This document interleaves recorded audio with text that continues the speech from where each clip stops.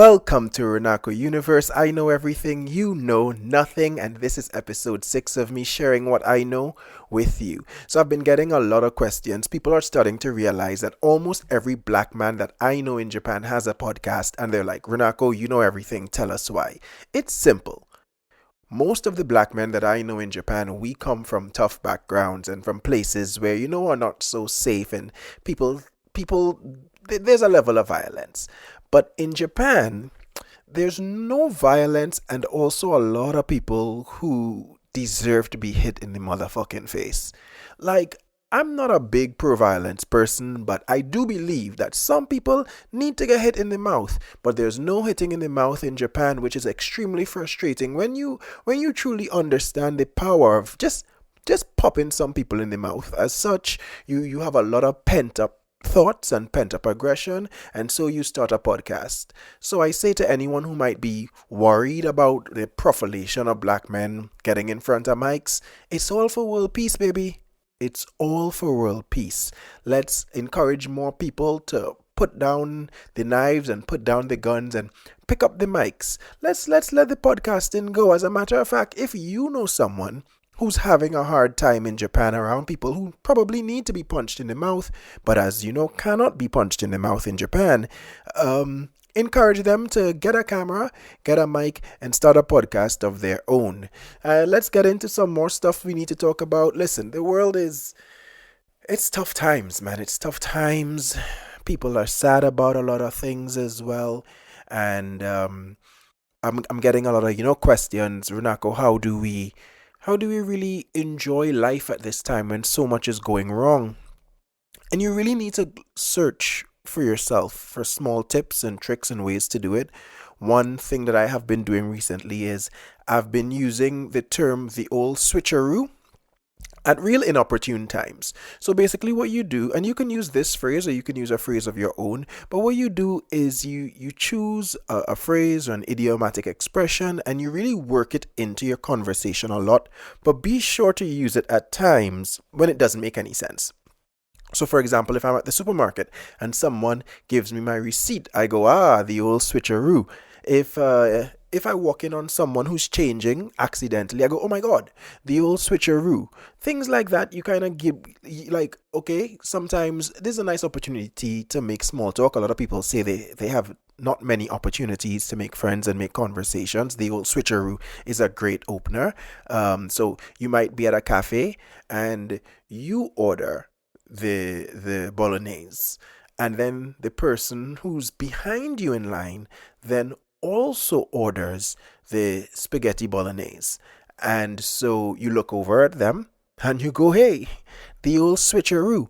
And what's going to happen there is they're either going to have a lot of questions for you, or they're probably going to assume that something's wrong with you mentally and leave you alone. And really, who needs those cowards in our lives? I think there's no losing with the old switcheroo. Another one that's really fun to use is bird in the hand is worth two in the bush. I like to use that at times when it, like, if okay, a good time for that would be if, let's say it's the same restaurant. So I have my bolognese and you have your bolognese, and there's only Parmesan on your table. And I look across to you and I say, hey, can I borrow your Parmesan? And you say, well, fuck you. Well, no, you're not me. That's the voice in my head. But you say, okay, sure. And you give it to me. And then I go, a bird in the hand's worth two in the bush. So you just keep working in these phrases that really have nothing to do with nothing. And it's a nice way to inject some fun into your life and possibly get someone so worried about you that they have you committed to a mental institution. And I always say it, a mental institution, a prison, a jail, it's really just a nice vacation from life. It's two huts and a cot. It's a lot of people managing things. I don't even think they give you nail clippers if you go to like a asylum. They'll cut your nails for you. When was the last time you had someone cut your nails for you?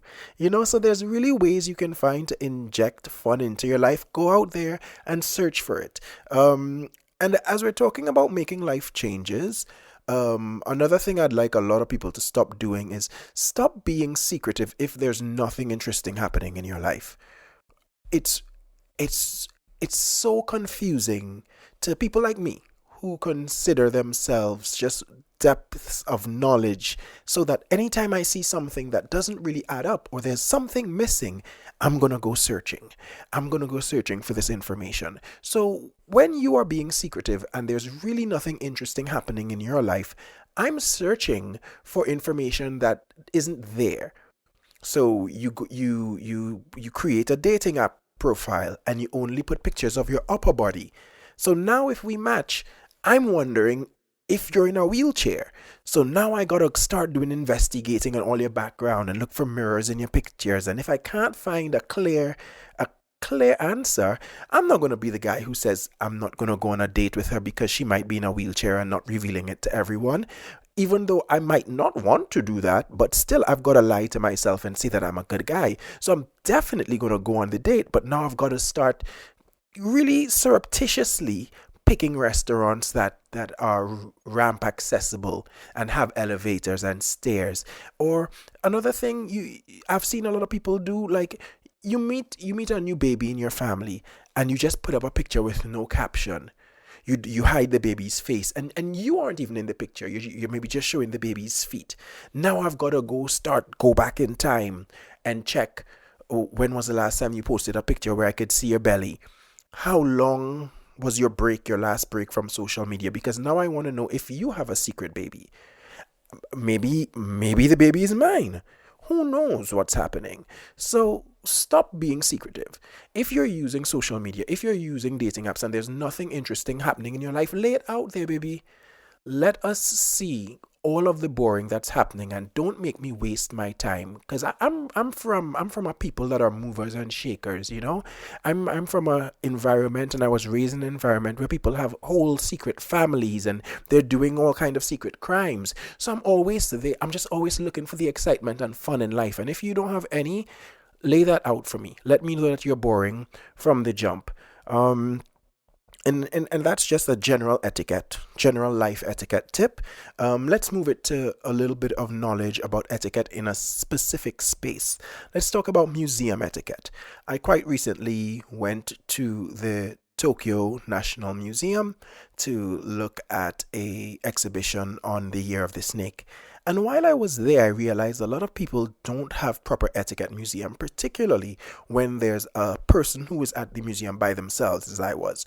So here are some tips. First of all, it's my tip for everything. Please bathe before you leave the house. I'm sorry it had to come up again on this episode, but it's turning into a real issue that people are going into public spaces with their smells. The other thing is, give me some space. When I'm at the exhibit, I'm there so I've planned these poses in my mind. I've got the I've got the maybe I have my phone out and I'm pretending to take notes. Maybe I have a sketchbook. I can't draw, but you don't know that. You don't know if I'm just pretending to sketch. I have come to this museum to really, one, get some pictures for Instagram, and two, fool myself into believing that I'm a man of culture. I didn't even want to come to this museum, but I haven't had any opportunity to really reinforce the idea that I am a man of culture who's interested in art in a while. So I've come to do that, and I have a fit that I need to get off, and I have poses, and I need to spend some time. Give me some distance. Walk around me. Walk around me, go look at the next piece, and then come back to mine after. But I don't need you crowding me. And also, what are you doing here? Are you just looking at all the exhibits and you're just walking past quickly? Where are your poses? Where is if you're at the museum, you gotta be at the museum. There's no point just going to the museum if the people around you aren't looking at you and thinking, oh, this guy is intelligent and cool. You just go in just because you're interested in art and knowledge? Are you a fucking idiot? So, museum etiquette, please remember to give others space so they can get their museum aura up, and also focus on your own museum aura and poses. Let's move to today's media corner. Today's media corner, I want to talk about a show I've been watching. It's called Call the Midwife. Call the Midwife is set it's a 2012 show, but I believe it's set in like the I want to say 60s or 70s. So it's these old school midwives in a really poor area of London. Um, what I love about it is it's a lot of unwed mothers getting pregnant and they're all white, which is really fantastic. They're flipping the narrative on that one.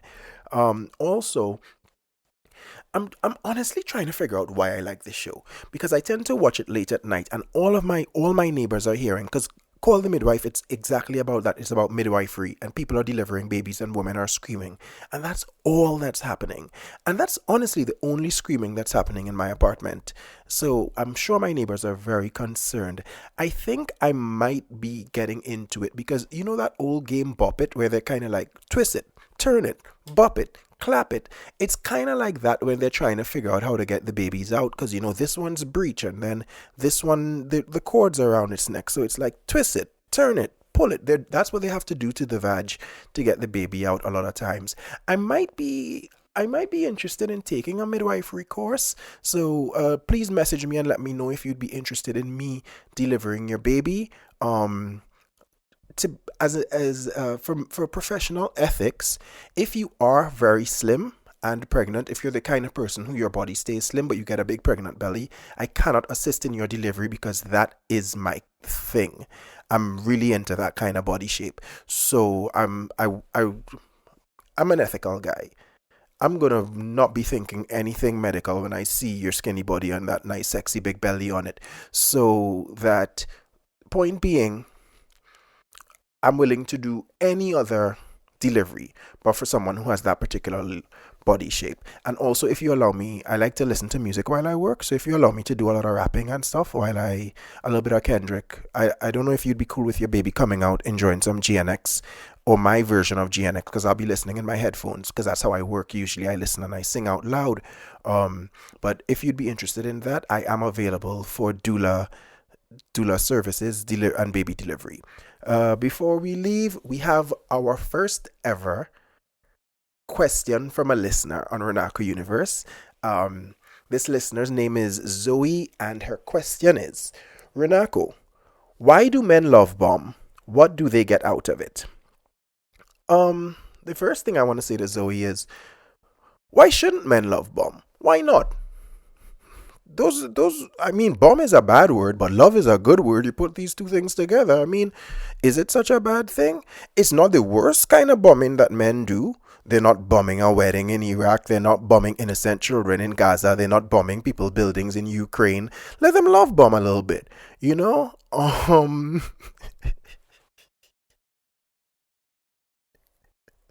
Okay. More seriously, um here's the thing.